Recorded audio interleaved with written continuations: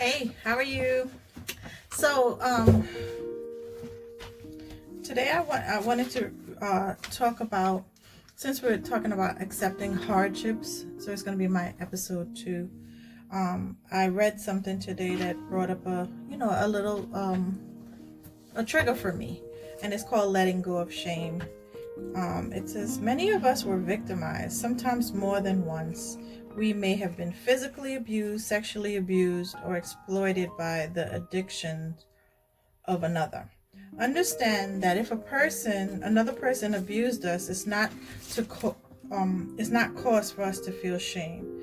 The guilt of the act of abuse belongs to the perpetrator, not the victim. Even in recovery, we fall prey to being victimized. That is not cause for shame. The goal of recovery is learning self-care, learning to free ourselves from victimization and not blame ourselves for past experiences. The goal is to arm ourselves so we don't continue to be victimized due to the shame and unresolved feelings from that original victimization. We each have our own work, our own issues, our recovery tasks. One of these tasks is to stop pointing the finger at the perpetrator because it distracts us. Although we hold each person responsible and accountable for his or her behavior, we learn compassion for the perpetrator. We understand that many forces have come into play in that person's life, and at the same time, we do not hold on to shame.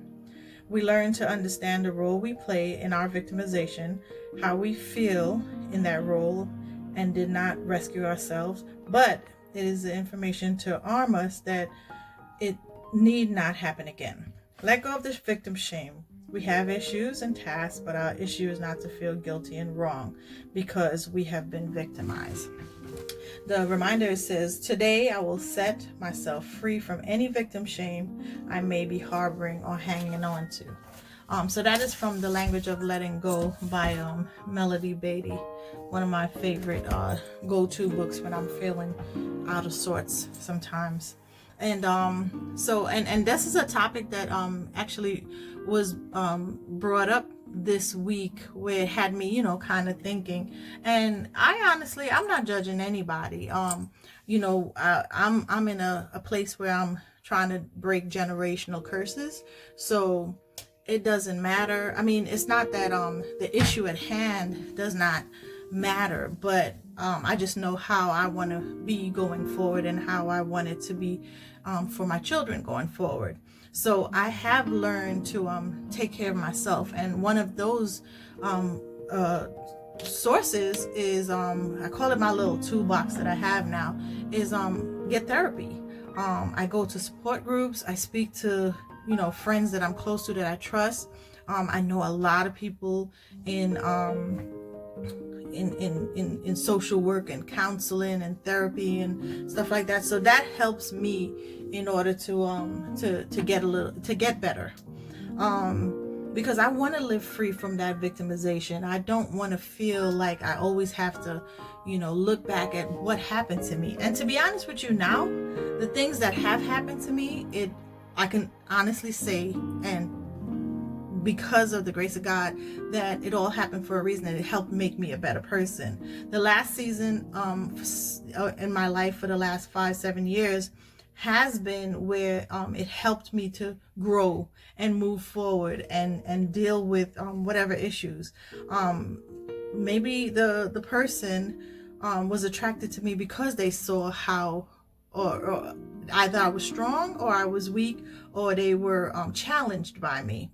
So I have learned to arm myself now, to not continue that, and to be able to avoid disregarding the red flags.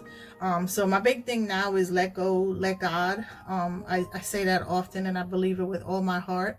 And I won't set myself up for any for any other victimization, and I don't feel shame anymore. It has made me a better person. It has made me want to actually do even this platform in order to talk to people. And I don't want to talk about anybody. I want to talk about me, because that's the only person that I can tell you about.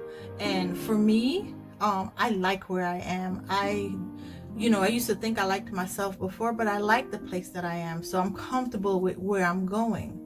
So I'm always, I'm truthful, I'm forthcoming. I like to talk to people to express the feelings that I'm having, and then, move on to do better the next day. And of course, like we always say, this too shall pass.